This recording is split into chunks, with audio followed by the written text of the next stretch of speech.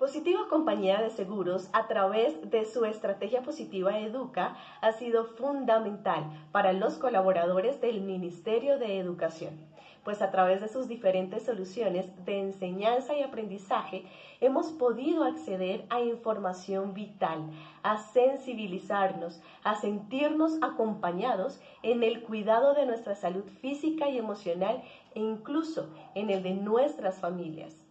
Gracias, Positiva, por estar cerca de nosotros. Muy buenos días para todos nuestros asistentes. Soy Lina Garzón y les doy la bienvenida a esta importante acción educativa. La Organización Internacional del Trabajo, Oficina de la OIT para los países andinos y Positiva Compañía de Seguros realizan esta intervención especial. Organización Internacional del Trabajo, OIT, Sistemas Resilientes de Seguridad y Salud en el Trabajo. Día Mundial de la Seguridad y Salud en el Trabajo 2021. Agradecemos a todos los asistentes conectados. Para nosotros es muy importante contar con su participación. Estoy segura que este será un espacio de conocimientos, de aprendizajes y experiencias. Antes de iniciar, vamos con unas palabras de bienvenida. Invitamos al doctor Camilo Eusebio Gómez Cristancho, vicepresidente de Promoción y Prevención de Positiva Compañía de Seguros. Doctor Camilo, muy buenos días, bienvenido. Lina, muy buenos días. Muy Muy buenos días, buenos días. Doc. ¿Me Doc, no te escuchas? estamos, sí te escuchamos, no te estamos viendo. Si quieres, desactiva nuevamente tu cámara y vuelve a activarla, por favor. A ver si Ay, no logramos estoy. verte. Ahora sí te vemos, doctor. Listo, perfecto. Bienvenido, doctor. Lina, muy buenos días. Muy buenos días a todos quienes nos acompañan en el día de hoy. En este momento ya más de 620 asistentes. Es lo habitual para nosotros, como desde este proceso de Educa, tener una importante asistencia en nuestros eventos. Hoy, iniciando con esta conmemoración del Día Mundial de la Seguridad y Salud en el Trabajo a través de la Organización Internacional del Trabajo, con un tema bastante importante y es los sistemas resilientes en promoción y prevención. Hemos vivido más de un año de una situación bastante compleja, bastante incierta, que nos lleva cada día a repensar, a definir cómo tenemos nosotros que abordar la protección de los trabajadores en las empresas de las que hacemos parte. Ha sido un proceso complejo en el que no solo la ansiedad de pronto de poder contagiarnos del COVID-19, sino también la ansiedad de perder el empleo, de tener condiciones a veces un poco complejas en esa continua prestación de nuestros servicios, nos lleva a que debamos estar pensando en un importante y dinámico proceso de transformación y cambio y ajuste a estas necesidades. Es así como para Positiva ha sido un reto importantísimo esto desde el inicio de la pandemia. Hoy a la fecha llevamos más de 1.600.000 trabajadores certificados y capacitados en temas propios de la seguridad y salud en el trabajo, en formación, en entrenamiento, en inducción, en reinducción, que han hecho importantísimo los avances en la cobertura a toda nuestra población. La invitación es a que no perdamos el ánimo, a que continuemos con esta importante conferencia que tenemos ahora. Vamos a encontrar muchos más elementos que nos van a permitir continuar avanzando con esta pandemia. Enseñemos con el ejemplo. Somos nosotros quienes a través de la capacidad en nuestros sitios de trabajo y nuestra familia, esa capacidad y ese propósito de autocuidado nos va a permitir salir adelante. No pensemos solo en la posible contagio por COVID, sino también en la dinámica y en la condición propia de nuestras actividades en las compañías. No dejemos de un lado la protección en todos los diferentes riesgos que hacen parte de nuestros procesos productivos en las compañías. A los líderes de los sistemas de seguridad y salud en el trabajo, los invito a que no pierdan el ánimo, a que continúen. Es más, este momento crucial y primordial para nosotros desde la seguridad y salud en el trabajo, que nos impone ese reto importante de continuar siendo la luz para la protección de nuestros trabajadores. Por favor, protejámonos, protejamos a nuestras familias. Yo siempre lo digo, quienes están en trabajo virtual, no piensen que están confinados, sino que están protegidos y tal vez es una gran bendición en este momento estar en esa condición. Y quienes tenemos que salir en la presencialidad, siempre pensemos en la protección, en el cuidado hacia nosotros y hacia nuestros compañeros, porque eso es lo único que nos va a permitir manejar unas cifras diferentes en cuanto a la alto contagio que podamos tener. Una invitación a que continúen hoy con este espacio tan importante. Un agradecimiento a Snyder por su presencia y a la OIT por su compañía. Muchas gracias.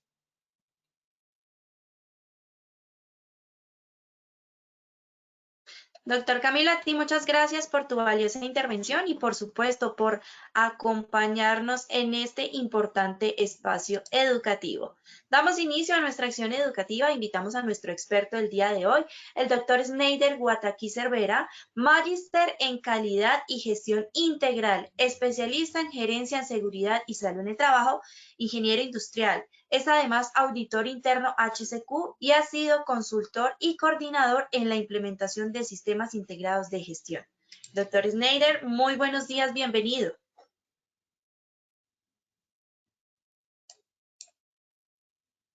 Muy buenos días a todos, a todas. Lina, muchísimas gracias por tener la oportunidad de acompañarlos el día de hoy en esta ponencia, en esta actividad. Expresarle un gran agradecimiento al doctor Camilo y a todo su equipo, James y a las demás personas que acompañan estas iniciativas que permiten seguir promoviendo entornos de trabajo seguros y saludables. Bueno, voy a dar inicio. El día de hoy vamos a hablar un poco sobre cómo invertir en sistemas de seguridad y salud en el trabajo resilientes en cuanto a la seguridad y salud en el trabajo y que de esta manera podamos hacer algo y es anticiparnos a las crisis, prepararnos y sobre todo responder a las diferentes medidas que se han venido estableciendo o a los diferentes impactos. Y es por ello que quiero iniciar con una introducción muy rápida donde sabemos que durante todo este año y desde que la aparición de la COVID-19 como tal, pues se han corrido diferentes riesgos, tanto de contagiarse, de infectarse como tal, pero que esto ha terminado repercutiendo en el mundo de trabajo, en la pérdida generalizada de empleos, en el aislamiento de algunos lugares de trabajo, teniendo medidas restrictivas para poder movilizarnos, ¿cierto? Y que hay algunos lugares que han tenido una mayor probabilidad de contagiarse o de tener ese contacto estrecho con personas que hayan contraído el virus, ¿cierto? Sin embargo, pues también tenemos otros efectos y lo decía el doctor Camilo, no solo es el contagiarnos de la COVID-19, no es solo contraer el virus, que claramente es una de las grandes alertas y de las acciones que hemos tenido que ir tomando medidas para evitar esta propagación del virus, pero también no podemos perder de vista y no podemos olvidar que se han venido emergiendo y han venido desarrollándose riesgos en los lugares de trabajo donde nosotros tenemos también que abordarlos y no podemos perderlos de vista. Eh, ¿Qué tipos de riesgos? Hay riesgos, por ejemplo, químicos que las personas no han esto no todo el mundo ha tenido en cuenta, por ejemplo, con la utilización de las sustancias químicas para hacer la desinfección tanto de nuestras manos, hacer la desinfección de los lugares de trabajo, los escritorios, los puestos, ¿cierto? Entonces, todos los implementos del lugar de trabajo y que el mal uso de estas sustancias químicas con una mala proporción, con una mala mezcla, haciendo inadecuadamente el uso de estos productos químicos, pues nos puede llevar a tener una afectación en nuestra salud. Otros aspectos que se han generado son los riesgos ergonómicos por posturas, por puestos de trabajo inadecuados. Claramente uno de los primeros efectos que se generaron cuando nos dieron esa medida de tener que ir a trabajar desde nuestros lugares de vivienda, de nuestros hogares, pues aparecieron unos nuevos peligros biomecánicos por el hecho de pronto no tener adecuadamente estructurado nuestro puesto de trabajo. Y claramente han surgido muchos aspectos como los riesgos psicosociales, la violencia y el acoso. Miren cómo también se desarrollaba y se estaba presentando la violencia y el acoso con las personas de salud. Entonces, todos estos temas son algunos de los que vamos a ir abordando en el transcurso de la conferencia para conocer un poco cuáles son esos mecanismos para tener esos sistemas resilientes de seguridad y salud en el trabajo. Unas cifras rápidas frente al personal y frente a los trabajadores de emergencias y de la atención de la salud. Entonces, 136 millones de trabajadores, tanto sanitarios y sociales, corren un grave riesgo de contraer esta COVID-19 y ya alrededor de 7.000 muertes de trabajadores de personal sanitario se han presentado en el mundo por ocasión a la COVID-19, ¿cierto? Hay otros aspectos como el 14% de las infecciones se han producido en el personal sanitario. Uno de cada 5 trabajadores de este personal sanitario ha reportado o ha informado algún síntoma de ansiedad, de depresión, y aquí comienzan a aparecer también esos riesgos emergentes que nos están saliendo y se han puesto en evidencia en estos momentos a causa de las diferentes circunstancias que se están presentando en el marco de la pandemia. Entonces, algunas cifras que quería contarles, y es ahí donde ha entrado algo muy importante, y es las normas internacionales del trabajo. Como ustedes saben, la OIT tiene más de 40 normas internacionales de seguridad y salud en el trabajo, y hay unos aspectos importantes que debemos tener en cuenta y de los cuales ha hecho hincapié la OIT frente a la pandemia. Entonces, la promoción de un diálogo social. Recuerden que la Organización Internacional del Trabajo, pues creada desde 1919, ha venido hablando siempre de un diálogo social, de un diálogo tripartito entre empleadores, entre el gobierno, entre los trabajadores como tal, que permitan hacer una cooperación o permitan establecer medidas adecuadas al interior de los países y de los lugares de trabajo. El poder hacer esas orientaciones a generar un trabajo decente que es tener no solo empleos dignos, sino también tener una protección y una seguridad social adecuada en caso tal de que se llegue a presentar algún evento. El poder garantizar los derechos fundamentales del trabajo y poder hacer todo esto a través de un diálogo social son algunos de los pilares del trabajo decente y de donde nosotros debemos comenzar a trabajar en respuesta a esta crisis de la COVID-19. Y claramente ha hecho énfasis en la importancia de proteger la seguridad y la salud de los trabajadores.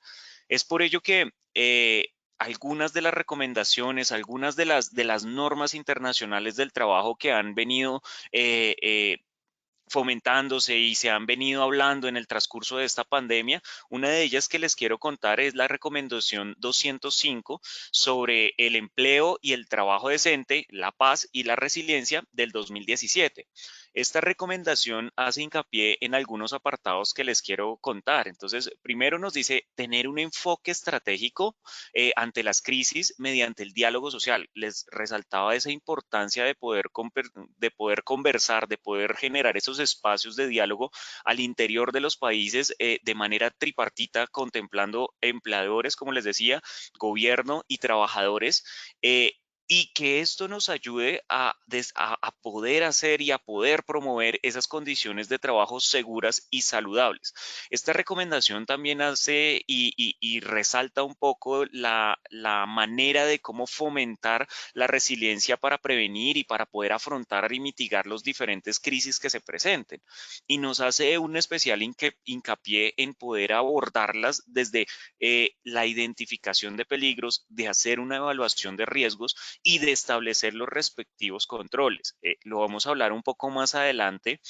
Sin embargo, quisiera que tuviéramos en cuenta este aspecto fundamental que al interior de las organizaciones de alguna manera ya debió haberse avanzado con ello, el haber podido identificar si ya se estaban presentando otros riesgos, pero también haber hecho la evaluación de los riesgos que tenemos presentes en los diferentes lugares de trabajo y saber si la probabilidad o la gravedad que se estaba generando frente al tema se había incrementado, se había disminuido, y poder tener ya como tal una valoración del riesgo que nos permitiera tomar unas medidas adecuadas dentro de los lugares de trabajo. Otra norma internacional importante que quisiera destacar el día de hoy es el convenio 155 sobre servicios, sobre la seguridad y salud en el trabajo. Este convenio 155 de 1981 viene como acompañado como tal de una recomendación, que es la recomendación 164. Y algunos aspectos que nos habla esta política y este convenio, perdón, internacional es tener una política nacional coherente de seguridad y salud en el trabajo. Entonces, desde aquí parte un poco y recuerden que estos convenios son ratificados con los países que toman y a través de ese diálogo tripartito deciden su ratificación. Ya les voy a ir contando, este no está ratificado, por ejemplo, en Colombia. Sin embargo, como les decía, nos habla el convenio sobre seguridad y salud en el trabajo 155, establecer una política nacional de seguridad y salud en el trabajo. Y nos dice y nos establece algunas medidas para adaptarse tanto a nivel nacional como a nivel empresarial para poder desarrollar una mejor protección en los lugares de trabajo. Ya después de tener ese nivel, esas medidas de nivel nacional, de nivel empresarial, pues también es importante tener en cuenta que hay que tener establecidos unos derechos, unas responsabilidades y que esos derechos y esas responsabilidades no solo son de una única persona, sino que intervienen tanto empleadores, intervienen trabajadores y demás actores de la seguridad y salud en el trabajo. Ahorita les voy a mencionar algunas de las responsabilidades y derechos que nos menciona este decreto este convenio 155 de la OIT, y las vamos a mirar a continuación. Este convenio 155, como les mencionaba, viene acompañado de una recomendación, la recomendación 164, pero adicional también tiene un protocolo que es el protocolo del 2002. Este protocolo del 2002 establece y hace énfasis en algo importante para los sistemas resilientes y que también lo vamos a ir hablando en uno de los elementos, y es el registro y la notificación que debe llevarse dentro de los países, tanto de los accidentes como de las enfermedades laborales, y que se convierte en un aspecto importante para poder hacer la toma de decisiones. Entonces, recuerden, teníamos la recomendación 205 del 2007, que era del 2017, que era la que les mencionaba. Tenemos el convenio 155 de 1981 y ahora pasamos al convenio 161 sobre los servicios de salud en el trabajo. Este convenio 161 sobre los servicios de salud en el trabajo, que es de 1985 y que viene acompañado de una recomendación, que es la recomendación 171, nos habla de dos servicios esenciales y dos maneras de abordar importantes la seguridad y salud en el trabajo. Entonces, nos dice, tenemos unas funciones esencialmente preventivas. Entonces, como les mencionaba, son esos servicios de salud en el trabajo por los diferentes actores que están involucrados, que brindan esas funciones preventivas, pero que también brindan el tema de asesoramiento a los diferentes actores como empleadores, trabajadores y representantes de la empresa, ¿cierto? Entonces, también vamos a abordar algunos temas de este convenio 161 y que este sí se encuentra ratificado en Colombia. Es uno de los convenios, de los tres convenios fundamentales de la seguridad y salud en el trabajo. Como les mencionaba, uno de ellos es el convenio 155, que ya les comenté un poco de su estructura, y un segundo convenio importante acá es el convenio 161 sobre los servicios de salud en el trabajo que les menciono en este momento. Además de estos dos convenios que les hacía referencia, está un convenio que es el convenio 187 sobre el marco promocional de la seguridad y salud en el trabajo del 2006.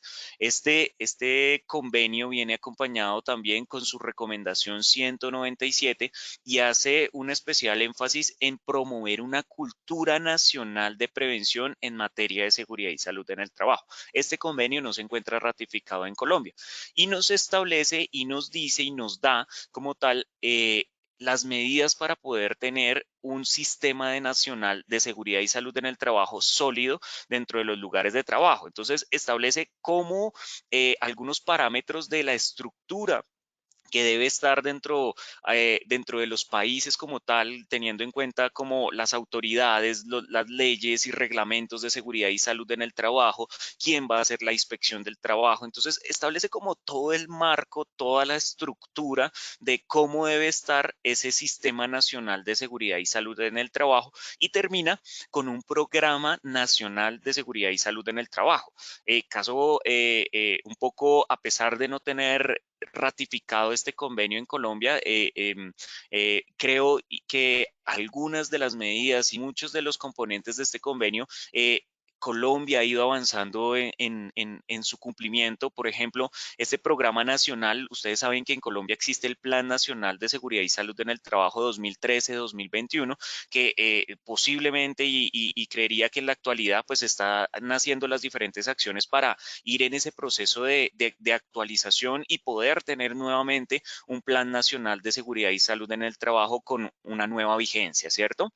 Entonces, estos tres convenios eran algunos que les recomendaba y que tuviéramos en cuenta porque hacen parte de esos marcos nacionales y políticos cuando terminan ratificándose y donde el país tiene que ir en búsqueda de su cumplimiento y de adoptar las diferentes medidas que se encuentran en los convenios. Entonces, no olvidemos, convenio 155 de 1981, tenemos el convenio 161 de 1985 de servicios de salud en el trabajo y este convenio 187 del 2006 sobre el marco promocional de la seguridad y salud en el trabajo. Entonces, tres convenios más la recomendación 205 que les hablaba sobre el empleo y el trabajo decente, la paz y la resiliencia.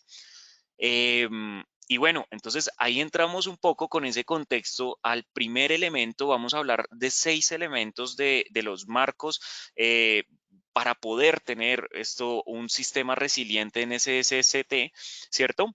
Entonces, el primero que vamos a abordar son los marcos políticos y normativos nacionales en seguridad y salud en el trabajo. Entonces, para poder, estos marcos políticos y normativos, primero que todo, pues son esenciales para poder promover la seguridad y salud en el trabajo, garantizar ese bienestar tanto físico y mental en los lugares como tal de las empresas, al interior de los países como tal, el poder fomentar y poder contribuir a esa resiliencia y al poder enfrentarse a futuras crisis que se puedan generar y al poderse estas normativas y estos marcos políticos adaptarse y establecerse a los nuevos contextos que permitan dar respuesta al entorno cambiante. Ustedes saben que a medida que se va avanzando en las investigaciones y que es otro de los componentes que vamos a hablar de los elementos, las investigaciones nos van permitiendo conocer más el comportamiento del virus y nos ponen en evidencia cómo podemos ir haciendo frente a los diferentes impactos que está generando la COVID y en general cualquier crisis, y por eso es que uno de los elementos que vamos a hablar también es la información que se requiere para poder hacer frente a ello.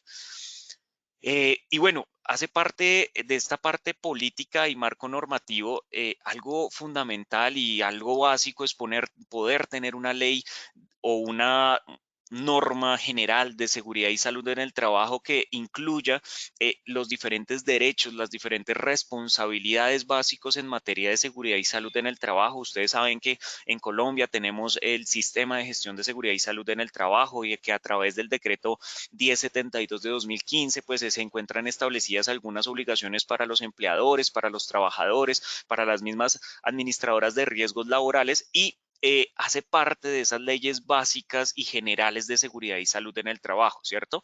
Sin embargo, también es importante que las leyes, los reglamentos y las diferentes políticas que se tengan al interior de las organizaciones también puedan cubrir y puedan abarcar los diferentes sectores que pueden tener unos peligros específicos, ¿cierto? Otros aspectos que también es importante abordar es poder tener esos convenios colectivos al interior de las organizaciones que permitan el fomento de la seguridad y salud de los trabajadores. Entonces, yo les hablaba que uno de los convenios importantes era el convenio 155, su recomendación 164 y el protocolo de 2002 que les mencionaba. Y acá les cuento un poco algunas de las funciones, derechos, responsabilidades como tal que se tienen tanto de empleadores y trabajadores. Entonces nos dice que en la medida de lo posible, el empleador siempre tiene que buscar que el lugar de trabajo no entrañe riesgos para el trabajador, sino que de alguna manera sean seguros y saludables para ellos, ¿cierto? El poder proporcionar los elementos de protección, el poder hacer o definir cuáles son las acciones que se van a llevar a cabo para manejar emergencias o para manejar los accidentes de trabajo y el poder garantizar como tal que las personas tengan o cuenten la información hace parte de algunas de las responsabilidades y de los derechos que establece este convenio 155. Ahora, sin embargo, no olvidemos que, y siempre me gusta resaltar este tema, y es que la responsabilidad de la seguridad y salud en el trabajo no solo es del empleador, no solo es del trabajador, no solo es del responsable de seguridad y salud en el trabajo, la única manera de que nosotros podamos tener una buena seguridad y salud en el trabajo es, como lo decía el convenio 187, generar una cultura nacional y en este caso volver una cultura interna de prevención al interior de la organización donde tanto empleadores, trabajadores, responsables de seguridad y salud en el trabajo y los demás actores puedan intervenir y puedan participar en el fomento y en el desarrollo de diferentes acciones para prevenir y mitigar los riesgos de los lugares de trabajo, ¿cierto? Entonces, ahí vienen los derechos que tienen los trabajadores, que claramente es recibir información, el que lo hagan partícipe como tal de las diferentes medidas de prevención y de las diferentes acciones que se estén en desarrollo. Pero un aspecto también importante que se menciona es el poder cumplir también con las instrucciones de seguridad y salud en el trabajo y velar realmente por su propia seguridad y salud y la de los demás, ¿no? O sea, hacer una cultura de prevención y no solo preocuparnos por nuestro autocuidado, sino el cuidado de todos como tal. ¿Listo? Entonces, estas son algunas de algunos de los responsabilidades, de los derechos que se han establecido para el convenio 155. Y acá viene otro tema un poco controversial y que se ha venido hablando en diferentes países y es cómo se hace el reconocimiento de los accidentes de trabajo o enfermedades profesionales laborales, ¿cierto? En ocasión a la COVID-19, ¿cierto? Entonces, algunas normas de la OIT han proporcionado fundamentos para saber o para dar ese reconocimiento de la COVID-19 como enfermedad profesional o lesión profesional o laboral en el caso de Colombia. Sin embargo, aquí es importante destacar que esto depende mucho de la legislación, de la normativa y de los marcos políticos que se establecen al interior de cada uno de los países, donde se establecen unos criterios claros, concisos, que permiten definir si es o no o cómo puede realmente hacerse esa articulación o ese nexo como tal con la enfermedad de la COVID-19. Entonces, algunos que les quiero mencionar es, por ejemplo, el protocolo del 2002 que les mencionaba, de 1981, donde establece y nos dice que la enfermedad tiene que ser la que se contrae por la exposición a factores de riesgo que resulten de esa actividad laboral, ¿cierto? Entonces miren un primer aspecto que nos dice, no es específicamente orientado a la COVID-19, pero nos da una primera línea y es que tiene que ser contraída por exposición al factor de riesgo resultante de esa actividad laboral. ¿Cierto? Hay otra medida que es el convenio 121 sobre las prestaciones en caso de accidente o enfermedad profesional, donde habla que las enfermedades infecciosas pueden considerarse como tal también como una enfermedad y que implica un riesgo especial de contaminación, ¿cierto? En diferentes campos de sanidad, en laboratorios, ¿cierto? Y aparece otra norma internacional que es la recomendación sobre la lista de enfermedades profesionales del 2002 y que fue actualizada en 2010, donde también hace como ese reconocimiento de la enfermedad por agentes biológicos, ¿sí? Sin embargo, aquí hay algo muy importante y que quiero destacar y que destaca también esta lista de enfermedades profesionales del 2002, y es que debe haber un método científico o un método como tal adecuado para poder hacer ese vínculo entre el contagio de la enfermedad el evento de la lesión como tal con la exposición al factor de riesgo laboral, ¿cierto? Entonces tiene que haber de alguna manera establecido algún método que permita como tal hacer ese nexo o hacer ese vínculo entre la enfermedad, la lesión y que haya sido por ocasión o por exposición a factores de riesgo o de la actividad laboral, ¿cierto? Entonces, esto es un tema que se ha venido discutiendo en los diferentes países y que quiero contarles algunos ejemplos que se han venido adoptando en muchos de ellos, ¿cierto? Entonces, es el caso, por ejemplo, de Turquía, Bélgica y nosotros, Colombia, que se ha establecido la enfermedad profesional como laboral o profesional como tal. Para los trabajadores sanitarios o al personal de emergencias. Entonces, se dio ese reconocimiento a estas personas por tener como un contacto directo y de acuerdo a lo que han establecido en cada uno de los países bajo sus marcos normativos y políticos, se establece para el personal sanitario y personal de emergencias. Hay otro ejemplo de Argentina donde el reconocimiento de la enfermedad laboral como tal se le realizó a los trabajadores de servicios esenciales, ¿cierto? Y otro de los ejemplos que se ha adoptado en el mundo del trabajo es Italia, España y Dinamarca, donde se habla como una lesión profesional y establece que es para todos los trabajadores independientemente de su ocupación. Entonces, como les mencionaba, un aspecto importante en esto es poder tener un método, poder tener un mecanismo como tal que defina criterios adecuados para poder hacer ese vínculo y ese nexo con la exposición del virus o de las diferentes enfermedades o accidentes de trabajo.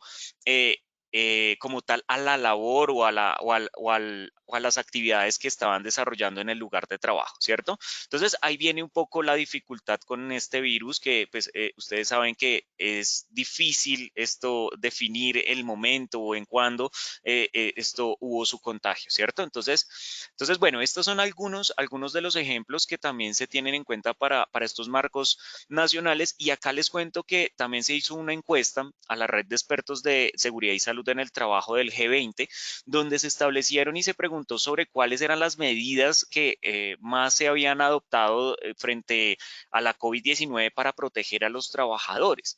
Y pues como lo ven en esta imagen, fueron adoptadas mediante la jerarquía del control y donde tenemos, por ejemplo, en la parte de los controles de ingeniería, con un mayor porcentaje, con un 73% específicamente, la utilización de ventilación adecuada y filtros de aire que permitan como tal en los lugares de trabajo disminuir un poco esta probabilidad. También se hizo con un 64% la utilización de barreras físicas que permitieran limitar el contacto entre las personas y hacer todo el proceso de demarcación o el proceso de señalización dentro de la organización, un poco más de saber cómo se direccionaban y cómo tenían que transitar en los lugares de trabajo, ¿cierto? Otras medidas que destacaron en esta encuesta de la red de expertos fue las medidas organizativas y administrativas, donde el teletrabajo claramente es el que más tiene conjuntamente con los elementos de protección personal, con un 82%. También todo lo de celebrar o realizar actividades o reuniones a través de plataformas virtuales, el hacer el distanciamiento físico. Una de las medidas que me pareció valiosa también era la suspensión de viajes no esenciales, ¿cierto? Entonces miren que tenía más o menos un 73% de cumplimiento y pues algunas otras medidas que ustedes pueden ver que se destacaron acá fue claramente la utilización de los elementos de protección personal, también hacer todo el proceso de control, supervisión y pues bueno, ya hablándolo un poco desde los sistemas de gestión de seguridad y salud en el trabajo, recuerden que pues son basados en un ciclo de mejoramiento continuo, y cuando yo hago una planeación, ejecuto, pues hay una parte fundamental también, y es hacer la verificación del cumplimiento de las medidas. Entonces ese control y esa supervisión también se destacaba dentro de estas medidas con un 73%.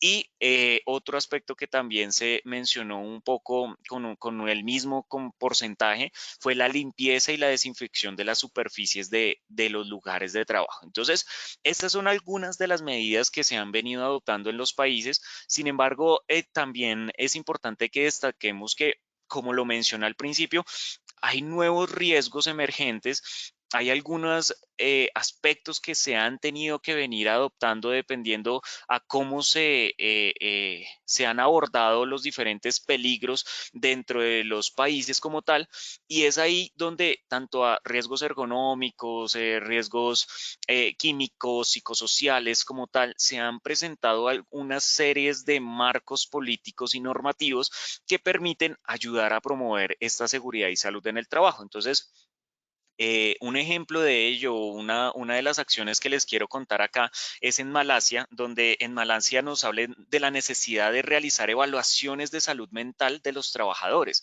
¿cierto? Otro ejemplo de ello es frente a la violencia y el acoso. Ustedes saben, y se los mencionaba al inicio, la afectación que han tenido, por ejemplo, el personal sanitario. Entonces, en el Código Penal argelio se definió una pena de entre 5 y 10 años a las personas que tuvieran agresiones verbales o físicas ante estas personas, a este personal sanitario. Entonces, son algunas de las medidas, como les menciono, de estos marcos normativos y políticos nacionales. La garantía del cumplimiento a través de la inspección del trabajo es otro de los aspectos importantes, donde ese sistema de inspección del trabajo debe ser sólido y que pueda ayudar a verificar y a participar para constatar el cumplimiento de las diferentes normativas que existan.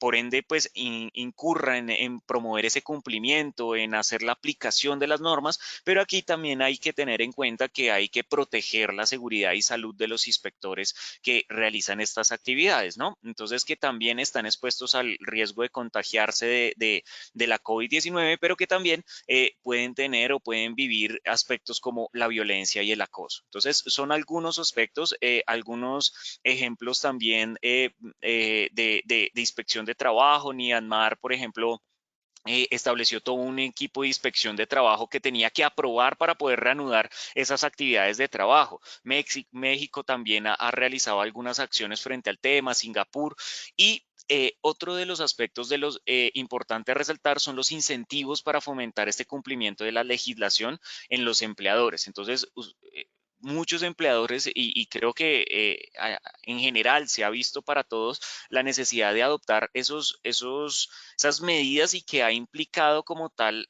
tener efectos económicos frente a la pandemia, tanto por las medidas, por los cierres, bueno, por las diferentes acciones que se han presentado, y por ende hay muchos o hay países que han venido estableciendo incentivos económicos, incentivos fiscales, incentivos como reconocimientos, premios, perdón, y uno de ellos que les resalto: en Filipinas crearon un premio con respuesta a la COVID-19. Los empleadores que lograban detener la propagación del virus a través de programas, a través de políticas de seguridad y salud en el trabajo, podían, digamos que, postularse o participar en este premio a respuesta de la COVID-19.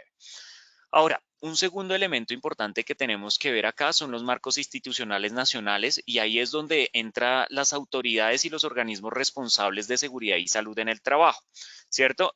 Donde yo debo tener ese organismo, esa autoridad responsable de seguridad, que se convierte en un aspecto clave para poder hacer tanto participaciones, respuestas, hacer el liderazgo como tal de las diferentes acciones de seguridad y salud en el trabajo, y que esto termine haciendo una coordinación y generando una confianza al interior de las diferentes instituciones, tanto nacionales como locales, ¿cierto? El poder tener un órgano consultivo tripartito para abordar los diferentes aspectos de seguridad y salud en el trabajo y de impacto de la COVID-19 con los diferentes actores, también ha sido un aspecto importante dentro de los países. Entonces, estos órganos tripartitos han jugado diferentes papeles como tal y han ido tanto de ser solo consultivos como tal hasta aspectos decisorios y de poder hacer ese debate de seguridad y salud en el trabajo para formular instrucciones y orientaciones frente a la crisis que se está presentando.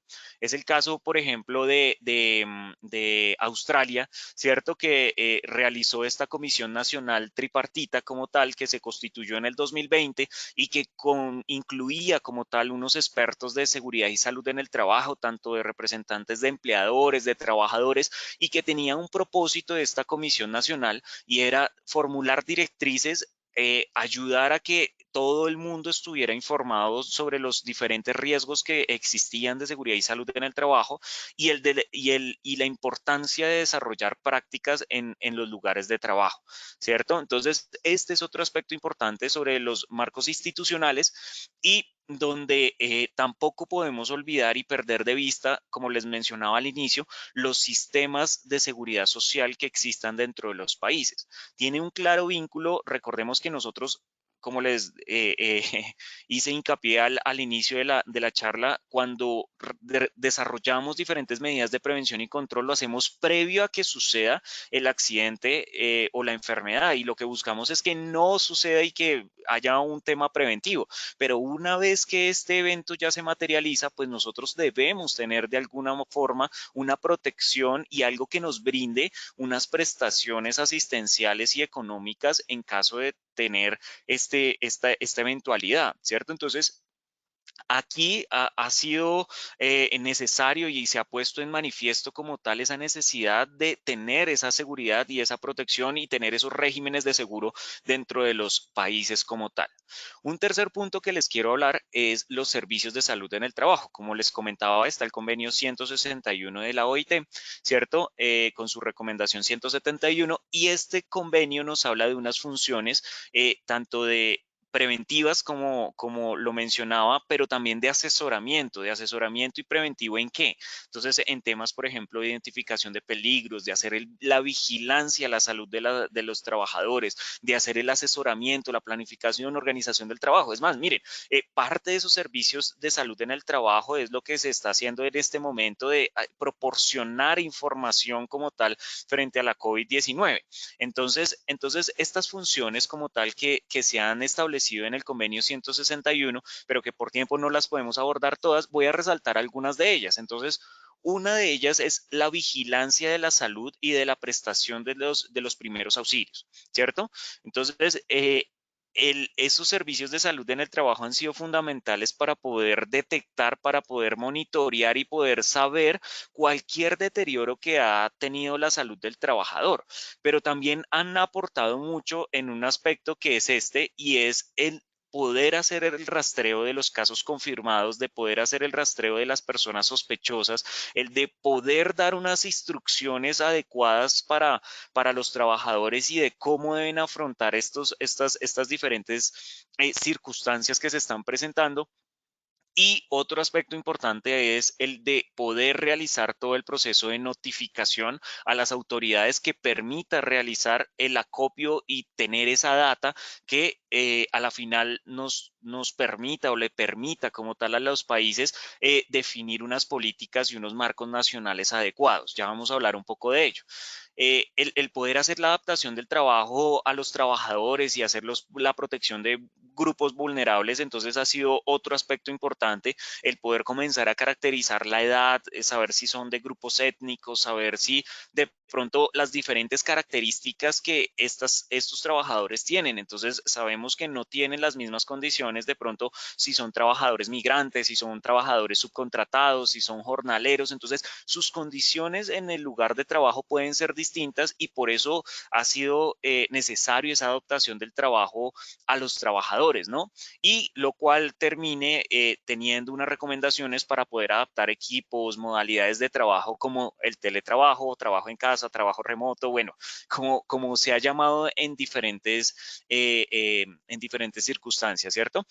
O en diferentes países. Y estos servicios de salud en el trabajo también han puesto en evidencia esa colaboración necesaria entre los servicios externos. ¿Cuáles servicios externos? Entonces hablábamos mucho antes de la seguridad y salud en el trabajo por un lado y de la salud pública por otro, ¿cierto? Entonces esa colaboración mutua con los sistemas públicos de salud, con por ejemplo, instituciones que atienden las emergencias como hospitales, policía, por ejemplo, si tenemos una intoxicación de una persona con el producto químico, entonces las instituciones que atienden este tipo de emergencias, bomberos y bueno, las diferentes instituciones que pueden atender estas eventualidades, además de la seguridad social, que era algo que ya les venía mencionando, ¿cierto? Un cuarto elemento que les mencionaba es toda la parte de información, asesoramiento y pues aquí ha cobrado una vital importancia tanto las autoridades como organismos nacionales de seguridad y salud en el trabajo, los interlocutores sociales, los representantes de empleadores que han terminado generando diferentes campañas, diferentes actividades de seguridad y salud en el trabajo, tanto por redes sociales. Les cuento que nosotros, por ejemplo, desde la OIT con el sector cafetero desarrollamos una radionovela de seguridad y salud en el trabajo donde algunos de los capítulos y de las cuñas radiales que elaboramos iban orientadas a la COVID-19. Entonces eran un poco orientadas también al tipo de trabajo y a la población a la cual iba dirigida, quienes se centran y de pronto tienen un mayor acceso a través de radio, ¿cierto? Y donde les dábamos algunas medidas específicas sobre sus actividades laborales para prevenir la COVID-19. Entonces se han hecho diferentes campañas de sensibilización para poder promover cómo evitar el contagio del virus, cómo abordar los diferentes riesgos emergentes que ya hemos venido conversando y pues claramente ha sido fundamental el apoyo, como les mencionaba, de los diferentes actores de la seguridad y salud en el trabajo para ello. Y esta prestación de la información pues ha terminado dando los nuevos riesgos, enfoques por sector, como les mencionaba, y es el caso, por ejemplo, de Sudáfrica, Irlanda, que establecieron que debía previo al inicio de labores, hacerse una capacitación frente a la COVID-19 y a temas de seguridad y salud en el trabajo. Singapur, por ejemplo, estableció una directriz un poco más concreta y orientada a un sector que era el sector de la construcción, pero también orientado a dar esa formación en materia de seguridad y salud en el trabajo. Ya como quinto punto tenemos toda la parte de recopilación de datos e información sobre la seguridad y salud en el trabajo. Dicen si uno no mide lo que hace, no lo puede gestionar y si uno no lo gestiona, pues no lo puede mejorar, ¿cierto? Entonces, es importante el poder tener datos completos para poder tomar medidas. Entonces, el poder recopilar y el poder tener un sistema completo y eficaz para la recolección y análisis de datos e información sobre seguridad y salud en el trabajo va a permitir tanto la adopción de políticas, de leyes, de reglamentos, de estrategias, de mecanismos de control al interior de los países, pero también por ello va a tener que incluir aspectos tanto para el registro y notificación de los accidentes y enfermedades, debe tener mecanismos para poder recopilar datos y estadísticas generales de seguridad y salud en el trabajo. Y recordemos que no solo estamos hablando de la COVID-19 y es cómo enfrentarnos a nuevas crisis, a nuevos eventos que puedan ser y puedan generar estos impactos tan grandes como lo ha hecho la COVID-19 y el poder fortalecer todos los procesos de investigación. ¿Por qué los procesos de investigación? Entonces, aquí algunas razones de ello. Uno, pues nos hacen conocer mejor la realidad de las situaciones de seguridad y salud en el trabajo, hacen una formulación y actualización y nos permiten contribuir a esa actualización de las normativas, identifican riesgos específicos, profundizan en el conocimiento como tal, identifican y evalúan consecuencias para la salud y evalúan su cumplimiento. Entonces, estos diferentes estudios, investigaciones en materia de seguridad y salud en el trabajo han permitido avanzar en muchos aspectos de seguridad y salud en el trabajo y es necesario que continuemos desarrollándolos, ¿sí? Entonces, y ya finalmente, para el punto 6, porque creo que ya se me acabó el tiempo, tenemos el fortalecimiento de los sistemas de gestión a nivel nacional, ¿cierto? O a nivel de la empresa ya como tal. Entonces, Primer punto de los sistemas de gestión, ustedes saben que para poder hacer un sistema de gestión hay un factor importantísimo y es poder tener un buen liderazgo, un buen empoderamiento de los empleadores como tal, el poder tener ese compromiso de la alta dirección, pero también el poder tener la participación de los trabajadores. Como les decía, para que funcione un buen sistema de gestión tiene que haber esa cooperación entre la dirección y entre los trabajadores para que se pueda articular dentro de ello.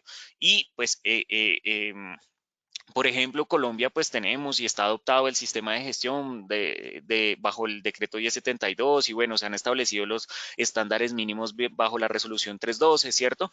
Eh, pero hay algunos requisitos específicos y que son prioritarios en el sistema de gestión de seguridad y salud en el trabajo. Uno de ellos es la identificación de peligros y la gestión de los riesgos. Esta identificación de peligros, como mencionaba, no solo puede traer o no puede solo incluir los aspectos del contacto con el virus, sino que también tiene que abordar los diferentes peligros, los diferentes ambientes, tareas, jornadas de trabajo, centros de trabajo que permitan hacer la definición de acciones concretas y adecuadas, ¿cierto? Otro aspecto importante es poder contemplar y poder incluir en todo este proceso de identificación de peligros a los trabajadores, por ejemplo, que son externos o que de alguna manera son más bien contratistas, proveedores, ¿cierto? Clientes, visitantes, como tal que se puedan terminar vinculando dentro del sistema de gestión y contemplar las diferentes características individuales. Entonces, miren que, por ejemplo, Colombia tenía establecido ya hace mucho tiempo el poder tener un perfil sociodemográfico, ¿cierto? Y ahora solo, con todo este tema de la pandemia se ha puesto a la luz la importancia de que tuviéramos ya caracterizadas las condiciones de salud y de trabajo de las personas. Entonces, las edades, cuáles eran, por ejemplo, sus características. Sociodemográficas, ¿cierto? Tener si habían preexistencias. Entonces, todas esas condiciones individuales eran necesarias para poder vincularlas con todo este proceso de identificación de peligros y gestión de los riesgos. Otro aspecto que ha salido importante y de resaltar, porque son muchos los del sistema de gestión, es todo el proceso de prevención, preparación y respuesta ante situaciones de emergencia. Entonces, uno, pues hay que determinar cuáles son esas situaciones de emergencia y acá yo les hago una pregunta y que también se cuestionen un poco ustedes el reto tan grande también que se ha venido generando, por ejemplo, de ese trabajo, trabajo en casa o teletrabajo como tal y de cómo afrontamos diferentes situaciones. No solo el hecho de que una persona termine reportando un caso confirmado sospechoso de COVID-19, sino qué pasa cuando un trabajador se nos termina accidentando, se nos termina enfermando, ¿cierto? Por ocasión al trabajo, por ocasión o causa al trabajo como tal. Entonces, ¿cuáles son esos mecanismos que hemos definido de comunicación y de coordinación para llevar a cabo y prestar los diferentes mecanismos de primeros auxilios, por ejemplo, ¿cierto? Entonces, esto es un reto también que se ha venido presentando en los lugares de trabajo y es poder establecer cómo se hace esa articulación para poder hacer la prevención, preparación y respuesta ante emergencias, ¿cierto? Y bueno, otro aspecto importante y algo que ha salido mucho a la luz y que se ha puesto cada vez más en evidencia y ya se venía resaltando por la OIT desde años anteriores y es los factores de riesgo psicosocial, donde cada uno de nosotros ha vivido de diferentes maneras la pandemia. Hay algunos que han tenido que estar en su hogar con sus hijos, con sus mascotas, adicional articular del cuidado de los hijos, las mascotas, también hacer los deberes de la casa, cocinar, arreglar el hogar, ¿cierto? Y adicionalmente también trabajar. Otras personas que han tenido que vivir un poco más esta pandemia completamente solos y donde el aislamiento y las diferentes medidas restrictivas para poder movilizarse han repercutido en los aspectos psicosociales, ¿cierto? Entonces este factor de riesgo psicosocial ha incidido mucho en estos aspectos de seguridad y salud en el trabajo y pues debemos abordarlo de alguna manera, ¿cierto? Y bueno, ya finalmente y bueno, concluyendo un poco toda la ponencia, las medidas de seguridad y salud en el trabajo deben primero tener en los sistemas de gestión unas evaluaciones exhaustivas de los riesgos laborales, ¿cierto? Detener y abordar como tal las medidas a través de la jerarquía del control, el poder revisarse y modificarse periódicamente. Como ustedes saben, la normativa y las diferentes instrucciones ante la COVID-19 son dinámicas como tal, ¿cierto? Entonces deben revisarse y modificarse y entonces por eso es que los sistemas de gestión no son estáticos, los sistemas de gestión mantienen un mejoramiento continuo y no, algunas personas en algún momento me decían como, es que el sistema de gestión tiene que cambiar completamente, ¿no? Pues el sistema de gestión debería adoptar dentro de su ciclo de mejoramiento continuo las diferentes acciones que aborden esos nuevos riesgos y que todos los mecanismos que yo haya definido para ellos, procesos de gestión del cambio, procesos de adquisiciones, comiencen a actualizarse y a modificarse de acuerdo a las circunstancias, ¿cierto? Y que nos permita el cumplimiento de las leyes y reglamentos, el poder establecer buenas prácticas, el hacer seguimiento continuo, como yo les decía, y el poder adaptarse, a peligros y riesgos existentes en la empresa. ¿Listo? Ya finalmente solo contarles que la OIT pues ha desarrollado diferentes mecanismos, diferentes herramientas de seguridad y salud en el trabajo que están disponibles, que ustedes las pueden consultar y que por ello lo único que me queda por decirles a todos ustedes es que hay que invertir en el fortalecimiento de esos sistemas de seguridad y salud en el trabajo para ayudar a los gobiernos, a los empleadores, a los trabajadores, para responder a pandemias, ¿cierto? O a la pandemia actual como tal, a salvaguardar las vidas de los trabajadores, a recuperarse más rápidamente de este contagio, pero sobre todo el poder responder a otros acontecimientos y crisis imprevistos. Entonces, solo me queda decirles darle las gracias a Dios por permitirme estar acá y darle las gracias a Positiva por permitirme participar en este espacio y muchas gracias a todos ustedes por su participación. Doctor Schneider, muchas gracias a ti, por supuesto, por acompañarnos el día de hoy en este espacio educativo tan importante para todos nuestros asistentes y, por supuesto, para todos nuestros afiliados. Muchas gracias. Por supuesto, también Positiva desde inicio de la pandemia a la fecha ha logrado la participación de 1.636.836 trabajadores a nivel nacional y de todos los sectores económicos del país en las diversas acciones de capacitación, formación, entrenamiento, inducción y reinducción. Y por supuesto, también agradecemos a los más de 1.300 asistentes conectados el día de hoy. Para nosotros es muy gratificante contar con su participación y por supuesto los seguimos invitando a que participen de todas nuestras acciones educativas. Recuerden que toda esta semana estamos conmemorando el Día Mundial de la Seguridad y Salud en el Trabajo. Por supuesto, yo aprovecho para invitarlos. El día de mañana iniciamos con nuestro conversatorio, con nuestros conversatorios legales, ya saben, a las 6:30 de la tarde. Conversatorio virtual, gestión de la salud, seguridad y COVID-19 desde una perspectiva legal, conmemoración Día Mundial de la Seguridad y Salud en el Trabajo y actualización legal. Ya saben, mañana a las 6:30 de la tarde. Si no se han inscrito, visiten nuestro centro virtual Posipedia, www.posipedia.com.co, también para que por favor participen de todas las acciones educativas que hemos programado para todos ustedes. A todos, muchas gracias por su participación. Los dejamos con el siguiente video. Que tengan un feliz día. Es tiempo para pensar distinto. 10 recomendaciones en seguridad y salud en el trabajo para salvar vidas. Recomendación número 1. Sigan las medidas de seguridad y salud adecuadas para mitigar la propagación del virus.